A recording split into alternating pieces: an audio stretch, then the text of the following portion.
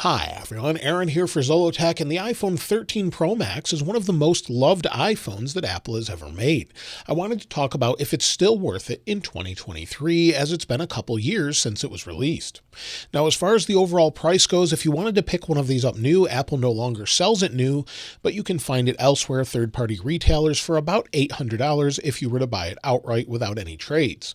Apple actually sells it refurbished for about $759 for the base model, or you can get it for about $600 renewed on places like Amazon. This has one of the best colors Apple's ever released, according to many people, with Sierra Blue.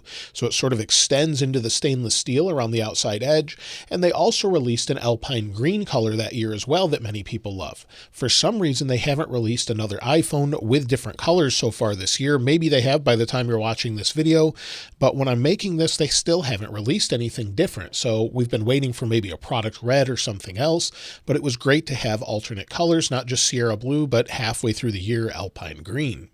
As far as the overall design, well, this is a continued design of the iPhone 12. Stainless steel that sort of comes to a sharp edge, 90-degree edge, and then glass on the back, ceramic shield on the front. Of course, it doesn't have USB-C like the current day iPhones, and it also doesn't have an action button. We still have the silent switch, which isn't much of a big deal for many people. It's nice that it's there on the new phones, but it's not a big deal. As far as the overall usability of this, it's nice that you can hold on to it. These squared off edges make it easy to hold on to. It still had 5G and also still had a SIM card tray in the United States. So it's one of those phones that maybe if you want a Pro Max phone and you can't get one with a SIM card tray, well, this might be your only choice at this point. Of course, compared to the latest models, as we grew over time, 14 Pro Max, 15 Pro Max, the 13 Pro Max definitely feels a bit heavier, and they've sort of refined the design, but it's very similar, has a little bit smaller camera bump, doesn't have the curved edges or titanium of the latest 15 Pro Max or USB-C, but everything else is very familiar. So no real changes there, other than some things with specs and the display. Of course, its weight is 8.46 ounces or 240 grams. Like I said, it feels very heavy compared to the current one, and when it comes to the overall durability of the phone, it's held up pretty well. While it is stainless steel, it does have some scratches on it. It seems to scratch pretty easily if you're not using a case with it. You'll see here there's just some scratches all along it just from using it without a case for a couple of years, on and off, putting it in backpacks. I used this for a full year, and then of course when the 14 Pro Max came out, I switched to that. Now, scratch-wise, there's no scratches whatsoever on the camera lenses or anything like that. They've held up well, despite them being sapphire, maybe not the highest grade, but they've held up really well. You've got some nicks maybe on the anodized coating, but that's about it. When it comes to ceramic shield, it's held up well also. In fact, it's held up about the same or a little bit better than today's displays. You'll see on the display there's some nicks and scratches, and that's pretty typical if you're bumping it into something. In fact, with this one, I may have hit it on maybe a nail on a picnic table, but with a screen protector, of course, that's not going to happen. I also have some down here in the bottom left. Compared to the 15 Pro Max, well, this one does not seem to be holding up as well. The 15 Pro Max has tons of scratches, and I treat it the same way. It goes in my right front pocket and then on a table when I'm not using it. So the 15 Pro Max doesn't seem to be holding up as well, as at least for me, as the 13 Pro Max. Maybe that's because the corners on the edges of the phone aren't curved, and so there's less chance maybe for things to hit the edges. I'm not really sure, but either way, it seems like this is holding up pretty well, given that it's a couple years old and has less scratches than my 15 Pro Max. When it comes to the display, well, it's a fairly similar display. It's high resolution. It goes to 1000 nits regular brightness, 1200 nits HDR, but not 2000 nits like today. Compared to the 15 Pro Max and Sun, you can still see it just fine. The overall viewing angles look good, but it's just not as bright in the brightest situation outside. When it comes to PWM, the display does have it, and it's a little bit more severe than the 14 or 15 Pro Max. It doesn't really bother my eyes much, but it may bother people that are sensitive to that. So what that means is it's controlling brightness, flashing the display faster or slower, and it can bother your eyes if it's doing that. Many people are affected by this. It causes you to feel nauseated or just very strong eye strain.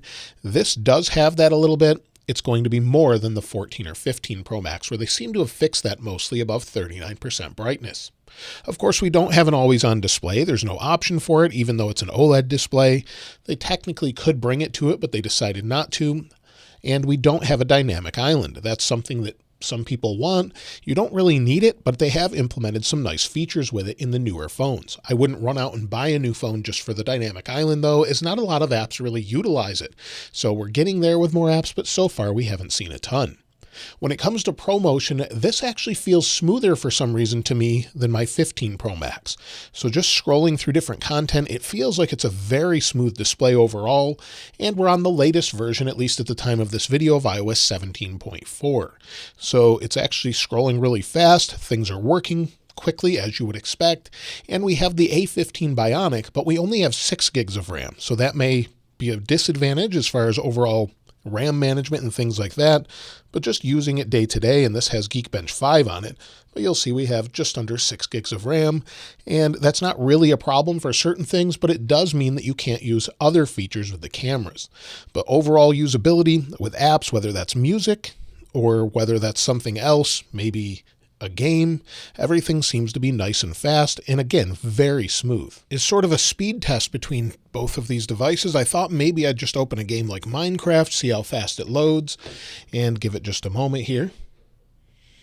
You'll see we're in about the same time. We'll hit play. Now it's loading resources on the 15 Pro Max, so we'll give it a second here in real time. We'll tap play, create new, and create new world, and again create here and see how long it takes. I've opened this right after updating it on both devices, so we'll tap proceed on this one, see how long it takes to load into a world, and it should be about the same. The 15 Pro Max you would expect to be much faster, but in general it's fine. On the 13 Pro Max, you'll see it actually finished faster. So going in, everything is smooth, just playing this game. And while that's not super intensive, if maybe we go into something else, whether that's Genshin Impact, if we go here, you'll see we can move around. We'll wait for it to reconnect. Once it's reconnected, we can just move around. Now, this is just the demo. There is a little bit of lag here, but it works just fine. So you can move around without any issue here. And, of course, play this game. If you wanted to play something else, whether that's this game, Minecraft, Jetpack Joyride, Call of Duty, Modern Warfare, or just Warzone in general, all of those will be available for this device, and you can use all of them. So it's definitely something you can game on. You can maybe record video. You can even edit video, and I've made videos using this camera and put them on YouTube. So overall, it's just a great device, still plenty fast for most things. When it comes to the overall heat, well, the phone did warm up a little bit playing Genshin Impact. I would expect that. It's processing a lot of information, and the 15 Pro Max was even more problematic when it first launched. The 13 Pro Max seems to be fine as far as overall heat, but both of them will get warm, and that's just what processors do when you're processing tasks such as games or recording 4K 60 video or something like that. So until Apple comes up with a better solution to dissipate the heat, you're going to feel it in sort of localized areas on the phone, but it's nothing to be concerned about unless you're in very hot environments. Then you may want to take the case off if you're doing those things regularly. When it comes to the forward-facing camera on the 13 Pro Max, this is where they introduced autofocus on the front-facing camera. It's still a 12-megapixel f2.2, and it does lack some features that we have today, such as the photonic engine, so some people might like that better, and it does have 4K 60 with Dolby Vision HDR at 30, and ProRes at 30 frames per second as well. We just don't have 60 frames per second there. So if we go ahead and hit record, now we're using the forward-facing camera and the microphone of the 13 Pro Max, and it still seems to hold up well. If I bring in a 15 Pro Max, you'll see it will focus on that, move it out of the way, it focuses back on my face. So it's a really good camera if you just want to record videos online, FaceTime with someone, or even use it maybe in an interview or something like that. It actually works better than most people would think. Now, when it comes to the rear cameras, well, they're still pretty good, but we only have a 12 megapixel camera instead of the 48 megapixel camera they introduced with the 14 Pro Max. We have a 1.5 aperture, we have an ultra wide and a telephoto, and they're pretty good cameras overall. In fact, some people may like the overall algorithm that they're using to sort of construct the photos after and apply their own sort of look to them. Other people would like the newer ones better. Some people really like the older phones. They seem to have less HDR, they look pretty good overall, and they look more like what you see is what you get, at least from what I see here. So lots of people really love this camera, and I've had no issues with it whatsoever. I think that's a great thing. You could definitely use it for videos. It's not as good as the 15 Pro Max at all when it comes to video. However, it does have a closer focal distance as well. So again, if I bring in the phone, I can get much closer than I can with a 15 or 14 Pro Max, and that's due to the lenses and the overall sensor size in the newer phones. So you can get close. Of course, you could just zoom in if you wanted to, but you definitely can get a little bit closer to your subject using this phone. When it comes to overall battery life, I think this is what people think of most when they think of the 13 Pro Max. The battery paired with the current processor that's in it gives you 28 hours of video playback, 25 hours of video playback streamed, or audio playback up to 95 hours. However, most people report this lasting 11 to 14 hours of screen on time. This current phone actually has 236 battery cycles. So if we go into battery, for some reason, Apple actually hasn't brought that into the overall display of the phone. They really need to do that on older phones, but we have 98% after 236 cycles.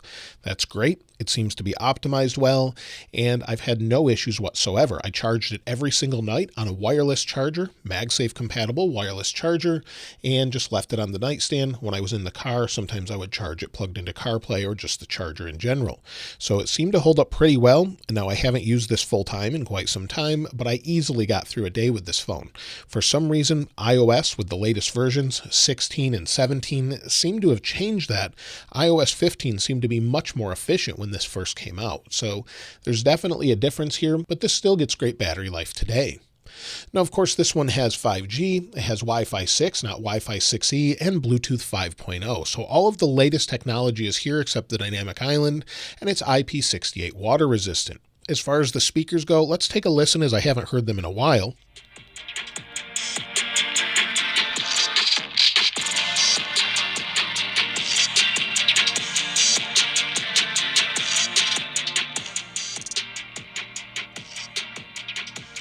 So the speakers overall sound pretty good as long as you don't go to the loudest volumes, as they seem to distort quite a bit. Now, we did get into the mid 80 decibel level range according to the Apple Watch meter. However, just at the highest volumes, they don't sound as good as maybe the latest phone with the 15 Pro and 15 Pro Max. There's definitely a better sound, goes a little bit louder, but it's fine for most people as long as you don't have it at the maximum volume.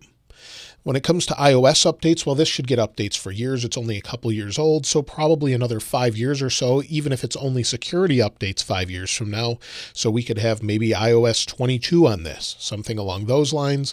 And you never know what Apple will do as far as that goes, but it should support those features for quite a while. Now, if you're wondering if you should pick up an iPhone 13 Pro Max in 2024 and if it's worth it, well, definitely if you already have one, I think it's a great phone to keep until maybe iPhone 16.